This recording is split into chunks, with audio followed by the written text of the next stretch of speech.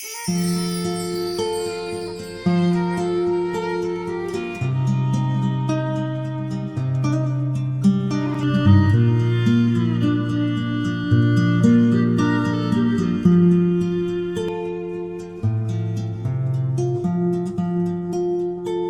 I breathe into my heart,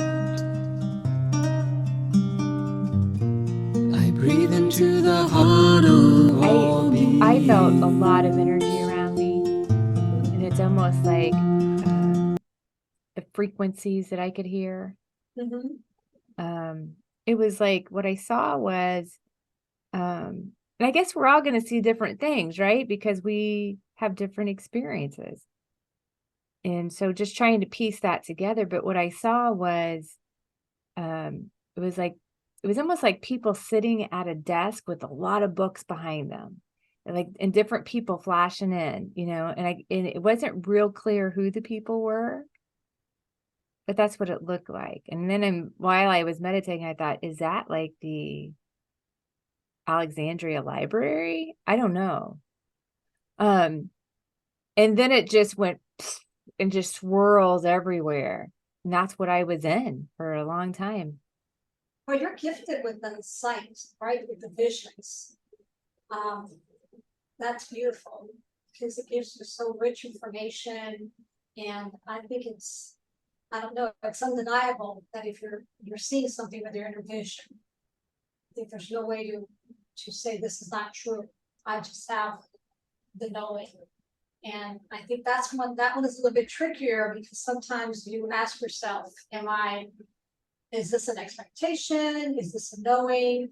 Do I want this? Am I just creating this? So it becomes, you have to juggle all those pieces.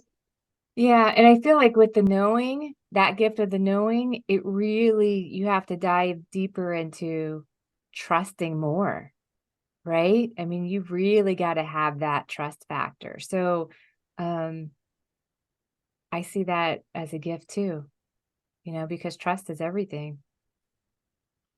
Yeah. I hear you. I just feel like it's like a harder gift because, like you say, you have to have that trust. And if you don't anchor that trust, you can dismiss that knowing as anything. Mm-hmm. Oh, this is my imagination. This is what I want. I'm creating this.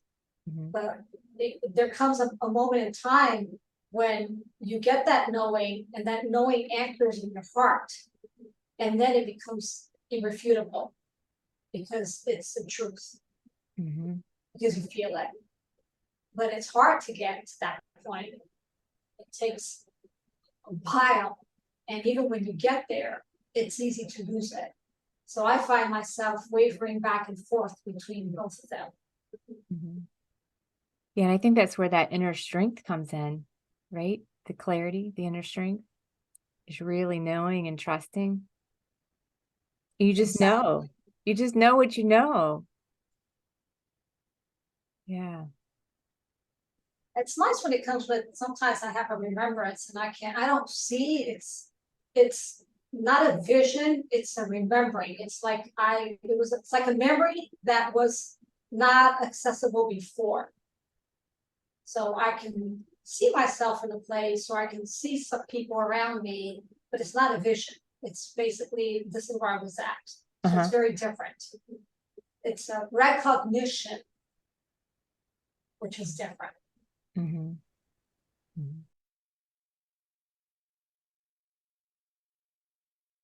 So we had a meeting last night with Master Lady Kira Ra and Wisdom Teacher Shri Khan. They were talking about the energy of July and the importance of clarity, concept of clarity.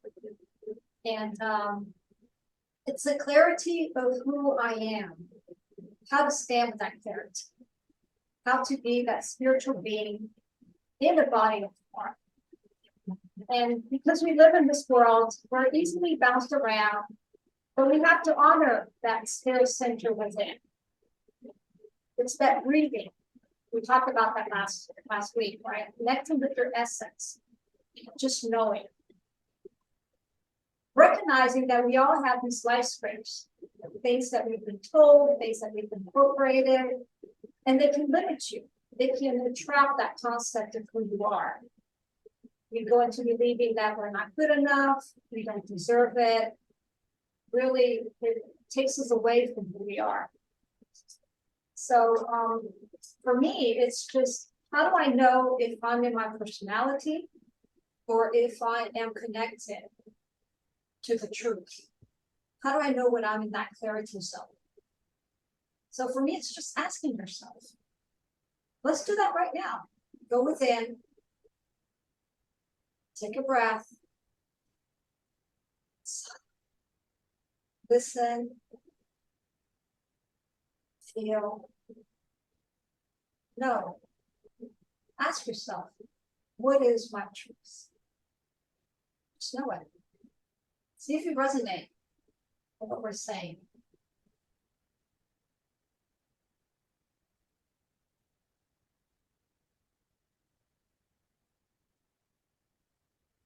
Just feel this presence coming. I feel it. I can feel it. I can feel it in my heart. I can feel it expanding. It's always there. Sometimes it's clouded by my thoughts, my emotions, what's going on around me. If I connect with that still center, it's there, it's always been there, and it will always be.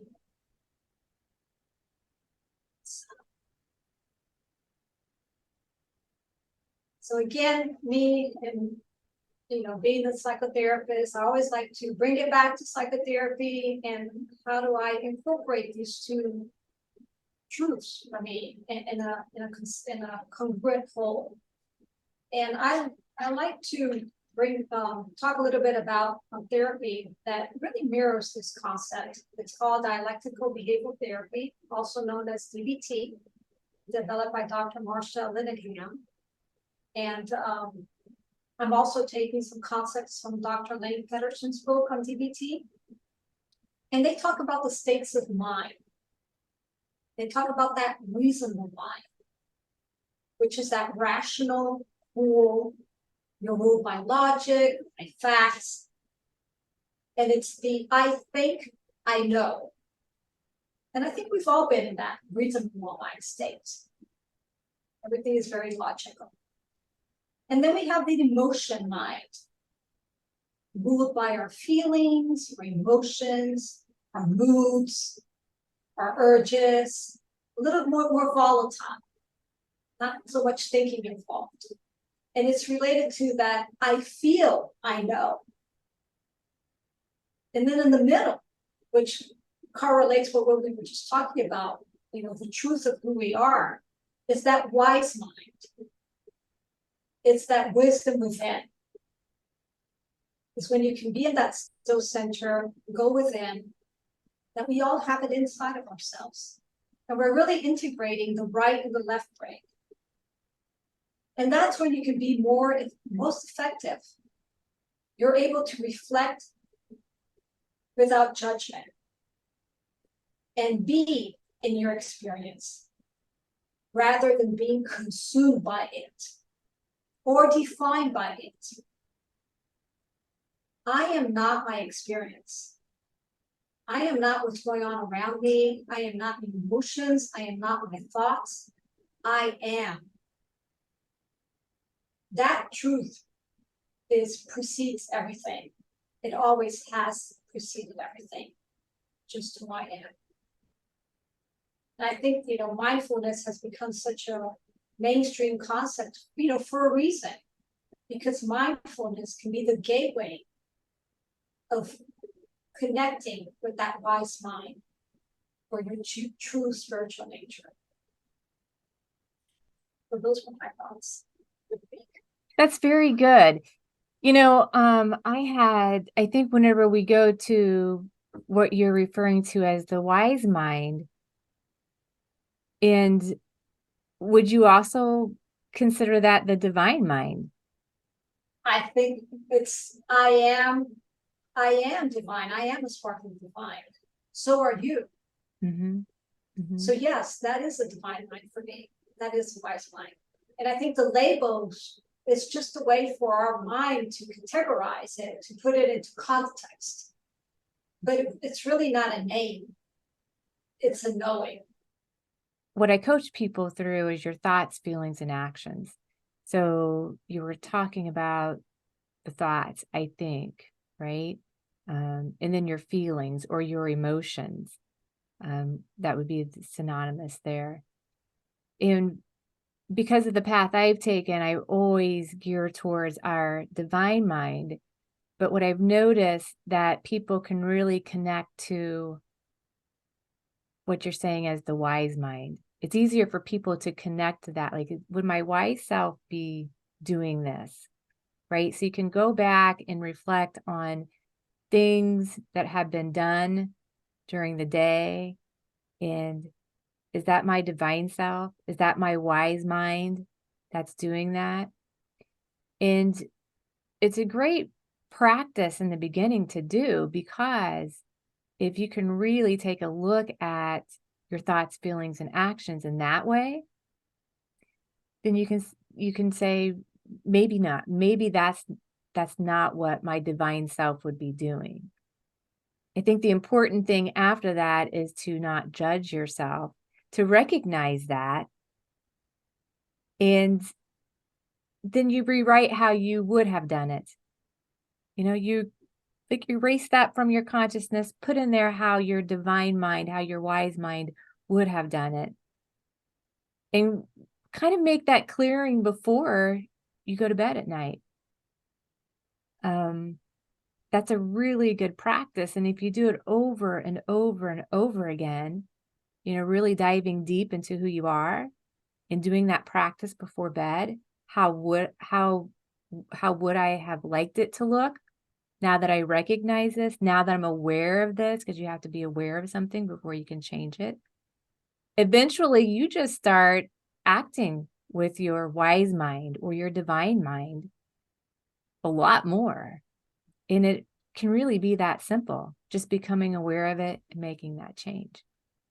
In that practice that you talk about, I think it's beautiful what you're saying, Jen, because it leads us to that other point. It's not only the becoming aware of it, it's initiating the change, right? And the first thing to initiate a change is to be aware there's something that's not right. Mhm. It's accepting it. And the way to accept something that is not right is to accept it without judgment. So how does this practice look like for you? What do you do specifically at night? During this practice, it would be, you know, prior to bed, like before, just laying in bed while you're thinking. And it would be one, reviewing the day and really saying, wow, look at all the great things that I've done. Really, really picking out all the positive points from the day. And if there's something that comes up that maybe was not as positive as you'd like for it to be, then you kind of you review that in your mind. And I just imagine, let's erase that part and put in how I would like for it to have looked. And then I go to bed as if, okay, that's how my day has been. And you're putting yourself in a higher vibration before you go to bed. And that's important. It's important to really be calm and be in a higher vibration prior to bed. And that's one practice that people can use to do that.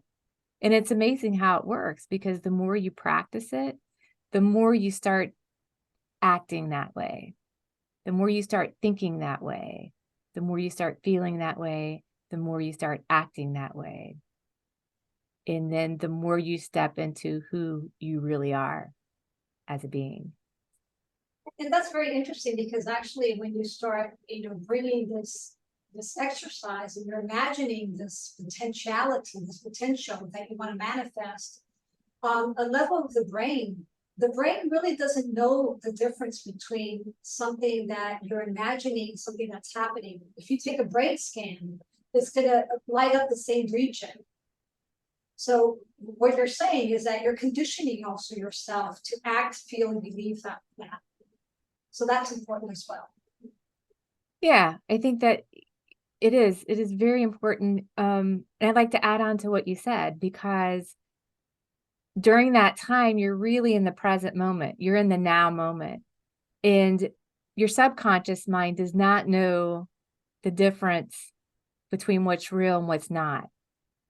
So you can impress upon your subconscious mind anything that you would like. And that's where that self-talk, those life scripts that come up to us in our self-talk, well, you can do self-talk in an opposite way.